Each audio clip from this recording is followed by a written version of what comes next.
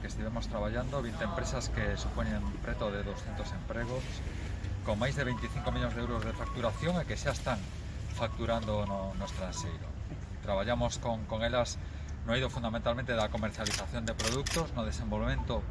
de novas iniciativas desde o punto de vista da resposta ao COVID, e parecenos que é un exemplo claro de como a pequena e mediana empresa está dando respostas, como en Galicia temos un ecosistema de emprendemento e de innovación que está dando respostas. Ese é o camiño de xerar novos proxectos que neste caso están vinculados a esa resposta do COVID, buscando unha maior seguridade por parte do consumidor, buscando solucións tamén dentro do punto de vista sanitario, dentro do eido da prevención e sobre todo desenvolvendo novos produtos para un novo contexto que lamentablemente ten que buscar ese equilibrio entre a pandemia sanitaria pero tamén unha resposta dentro do punto de vista de produto e dentro do punto de vista económico.